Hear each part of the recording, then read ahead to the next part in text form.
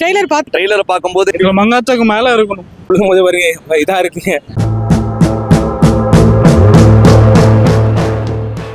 Trailer பார்த்தேன், ரொம்ப சூப்பராக இருந்தது.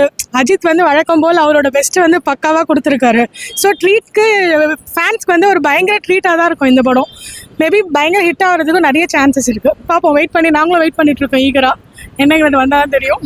அஜித்தோட லுக்கே பயங்கர டிஃப்ரெண்ட்டாக இருக்குது கம்பேரிட்டிவ்லி அதை பார்க்கும்போது. ஸோ நல்லாயிருக்கும். ஸோ நல்லா எக்ஸ்பெக்ட் பண்ணிட்டு இருக்கோம். நல்லா பெர்ஃபார்ம் பண்ணியிருப்பாருன்னு பார்க்கலாம். பயங்கரமாக எஃபர்ட் போட்டிருக்காரு. பயங்கர எக்ஸ்பெக்டேஷன் இருக்குது. அஜித் ஃபேன்ஸ்க்குலாம் சொல்லவே வேண்டாம்.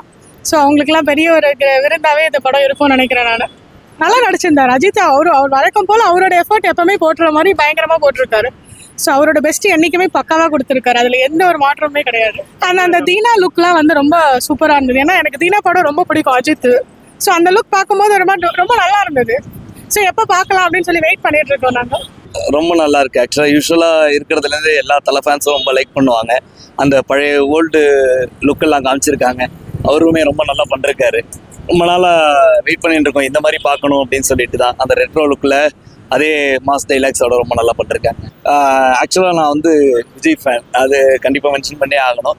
ரொம்ப நாள் கழிச்சு அவர் இந்த மாதிரி பார்க்கும்போது இன்னும் ரொம்ப நல்லா இருக்கும். இது ரொம்ப ஒரு அந்த ரெட்ரோ லுக்கு, ஒரு மாஸ் எலிவேஷன்லாம் கொடுத்துருக்காங்க. மங்காத்தாவை விட இன்னும் ரொம்ப நல்லா வரும்னு எதிர்பார்க்குறேன். ட்ரெய்லரை பார்க்கும்போது என்ன தோணுதுன்னா, எந்த அளவுக்கு ஃபேமிலியை இது பண்ணணும் தாங்கணுன்னு இருக்கோ அந்த அளவுக்கு ஃபேன்ஸுக்காக கொஞ்சம் இறங்கி அவரோட அந்த மாசான விஷயங்களும் நல்லா பண்ணிருப்பாரு. இதில் இருக்கிறதுலேயே அவரோட அந்த தலையில் ஸ்கார்ஃப் கட்டுற அந்த சீனுக்கு தான் ரொம்ப வெயிட் பண்ணுறோம்.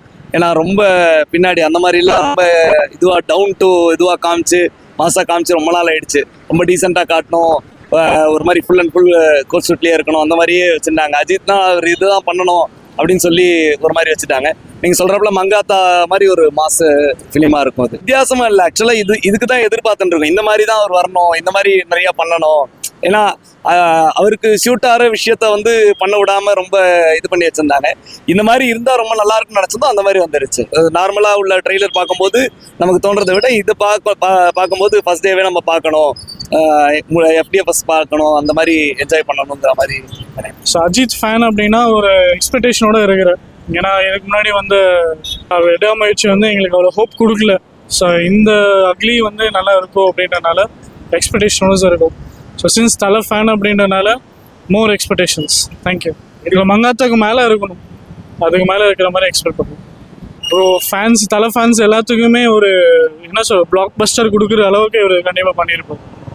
ஏன்னா விடாமுயற்சி நாங்கள் எல்லாருமே வந்து என்ன பண்ணிட்டோம்னா ரொம்ப என்ன சொல்லு படம் எதிர்பார்த்த அளவுக்கு எங்களுக்கு வரல. ஸோ அதனால் இதில் வந்து அவரை கண்டிப்பாக கொடுப்பாரு அப்படின்னு ஒரு எக்ஸ்பெக்டேஷன்.